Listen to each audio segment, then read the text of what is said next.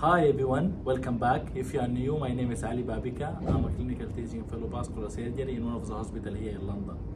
And today I'm going to show you 5 steps to manage your stress during your MRCS Part B, or at least that's what I did to manage my stress. 1. Structure.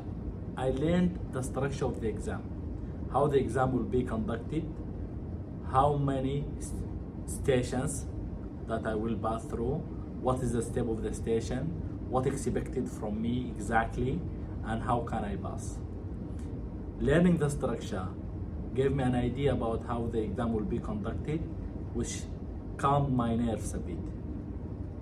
Secondly, I created a schedule, which is chunking. I divided the material into small chunks, and I use my timeline.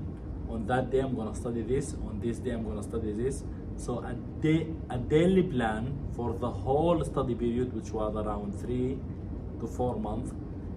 I wrote exactly what I'm gonna study in each single day.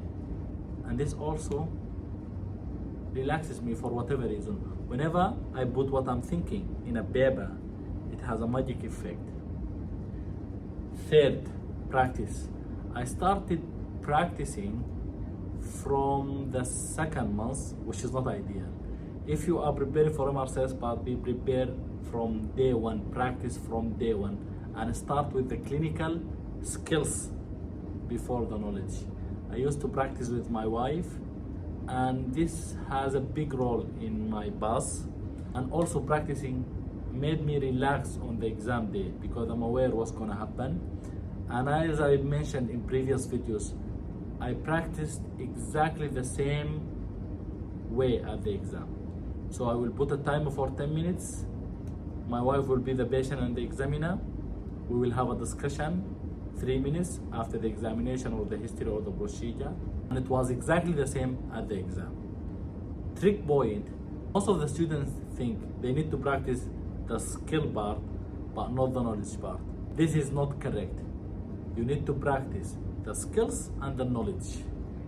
Knowledge is just knowledge, right? You don't need to practice it. No, you need to practice it.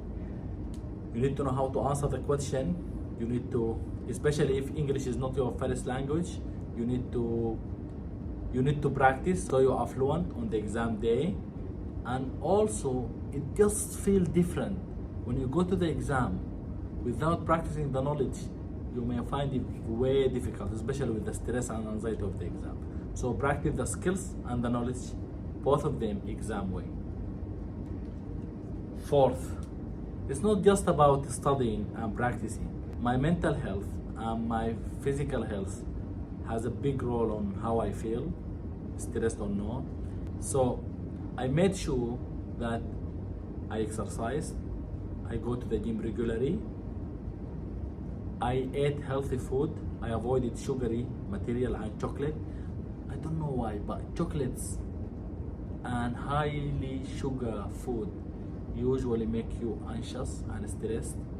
On the exam day, don't eat high sugar food. Eat banana. Eat healthy fruits like banana. Avoid apple. This makes you hungry. Don't know why. Eat raw material. Don't eat sugary stuff. This will make you stress before the exam and on the exam. And regular exercise. 5, and the last, exam day preparation, which is crucial.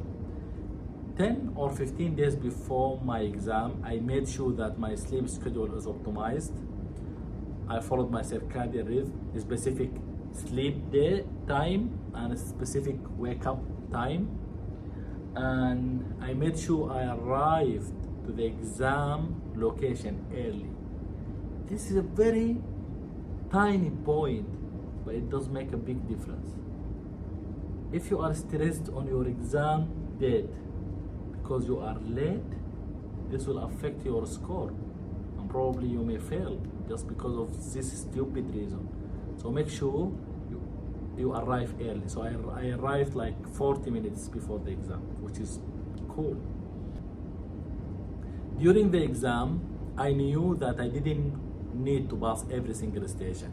So if I performed badly on the station, I will forget about it. One station at a time.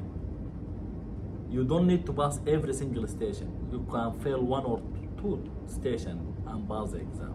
So don't stress about the station after you finish it. What's done, leave it. And as I just mentioned, on the exam there will be break rooms and they have biscuit and tea. I don't advise you to eat biscuit during the exam. You know why? Rebound hypoglycemia. You will eat biscuit on your break, 30 minutes later on, hypoglycemia. It's not the ideal situation you want to be in, right? So bring your banana, bring your healthy food and eat it in the break. And one of the most mental trick I used to do is, let's say I failed the exam, what's gonna happen? I'm gonna take it again. It's an expensive exam, 1,000 or more, but it's not the end of the world. I'm not gonna die if I just failed the exam. I'm gonna take it again. And this mental trick gave me a lot of relief. So here you've got it. To summarize, structure, put the structure of the exam, exactly what you're gonna do and how the exam will be conducted. Put a schedule for the whole study period, month, put a plan for 2 months, 3 months. Practice, make sure you practice daily, make sure you practice every single station so you will feel calm on the exam. Take care of your mental and physical health. And lastly, prep for the exam day, sleep early, go to the exam early, don't eat sugary stuff on the exam day, eat fruits, avoid apple, and when you are done with the station, that's it. And think about if you fail the exam, what's gonna happen? Nothing, you're gonna take it again. Good luck.